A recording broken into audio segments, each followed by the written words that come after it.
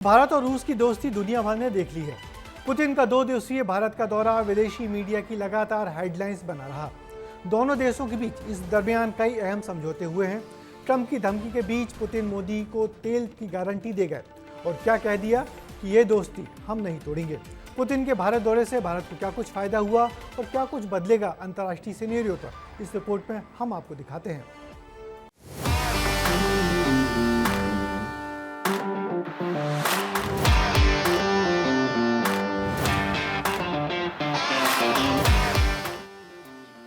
भारत रूस की दोस्ती वर्ल्ड मीडिया की सियासी सुर्खियां बनी हुई हैं।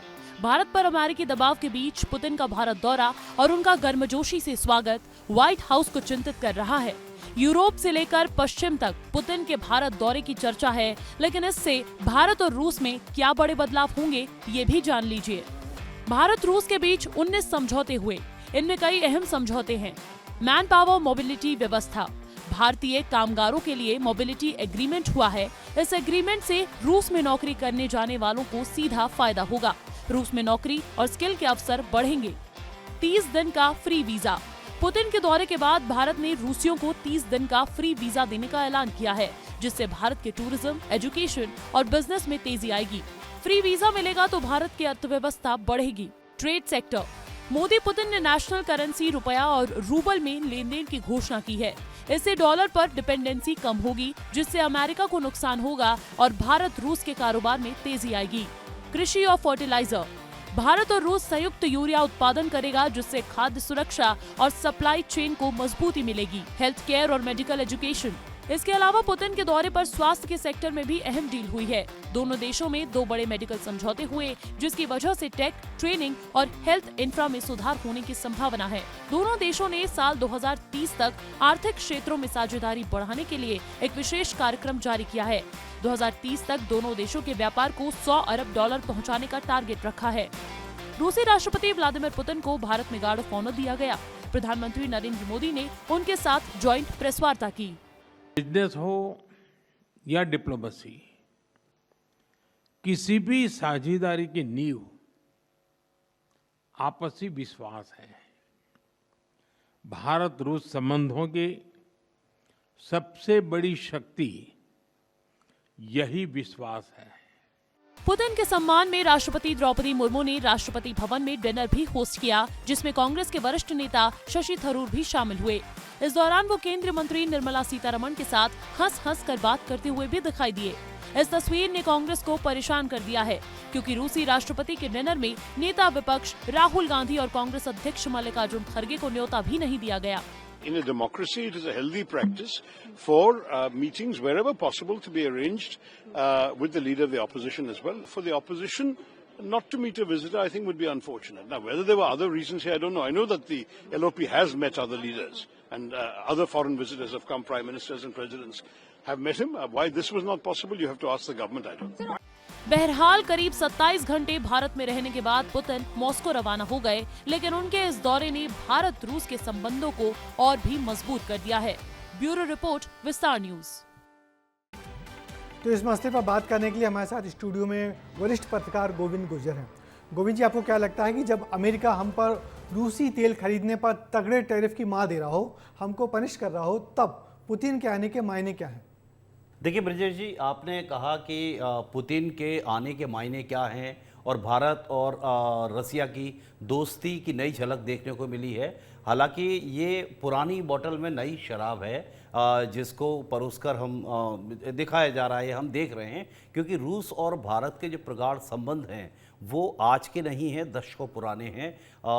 जो पुतिन हैं या कहिए कि भारत और रशिया के जो संबंध हैं, पुतिन तो इस फ्रेम में 2000 से आए, 25 साल से भारत यात्रा पहले भी करते रहे हैं। कोई ऐसा बड़ा कोई प्रायोजन नहीं है कि पुतिन की यात्रा अपने आप में एक बहुत बड़ी यात्रा रही या पहली बार वो भारत आए हैं। कई मोर्चों पर मुलाकात होती रही है पुतिन से भी। हमारे पहले के जो प्रधानमंत्री थे मनमोहन सिंह, उनकी भी मुलाकातें हुई हैं और मोदी जी ने जो मुलाकातों का दौर सिलसिलेवार शुरू रखा पुतिन के साथ में भी। लेकिन देखा जाए तो कई बार क्या होता है कि जब 2 देश एक दूसरे के संपर्क में आते हैं किसी व्यापार के लिए या अपनी ज़रूरतों के लिए, तो कई बार कई देश देश नहीं होते हैं। जैसे रशिया है तो रशिया देश तो है ही, लेकिन एक ताकत भी है। भारत भी अपने आप में विश्वगुरु बनने की ताकत की ओर बढ़ रहा है। अमेरिका सुपर पावर कहा जाता है, चाइना अपने आप में एक देश के साथ ताकत भी है, जापान अपने आप में एक ताकत है, फ्रांस अपने आप में एक ताकत है देश के अलावा। तो जब ये ताकतें आपस में मिलती हैं तो दुनिया भर में सुर्खियां भी बनती हैं, तमाम तरह की खबरें भी सामने आती हैं। लेकिन बड़ी बात यह है कि ये जो मिलन हुआ प्रधानमंत्री नरेंद्र मोदी के बुलावे पर जो पुतिन भारत आए, तो भारत को क्या उसका हासिल हुआ, ये सब कंक्रीट बातें हैं। बाकी क्या कुछ प्रॉब्लम अमेरिका को है, क्या कुछ प्रॉब्लम ट्रंप को है, ये इतर बातें हैं। क्योंकि वीटो की भी बात की जा रही है कि अमेरिका ने वीटो इसमें कंसीडर कर लिया कि भाई अमेरिका इससे खुश नहीं है, ट्रंप इससे खुश नहीं है। लेकिन आप देखें निकट पास्ट की बात हम देखें तो उसमें पुतिन ने जिस तरह का जो ट्रंप हैं उन्होंने जो नज़रिया भारत के प्रति रखा, तमाम तरह के कमेंट्स या इस तरह की चीज़ें बहुत सुर्खियाँ रही अंतर्राष्ट्रीय। निश्चित है भारत और रूस की दोस्ती पुरानी है, मगर इस तरीके से पुतिन के भारत आने से अंतर्राष्ट्रीय समुदाय पे क्या छवि बनी है भारत की? ऑब्वियसली सी बात है कि पुतिन अपने आप में एक ताकतवर देश के राष्ट्रपति हैं। अगर वो भारत आते हैं तो दुनिया भर की निगाहें भारत और रशिया के रिश्तों पर भी रहती हैं। और जो गुणा भाग होता है, क्योंकि जो दुनिया है वहाँ संगठन कई देशों के आपसी इंटरनल और सीक्रेट संगठन भी पलते बनते बिगड़ते रहते हैं।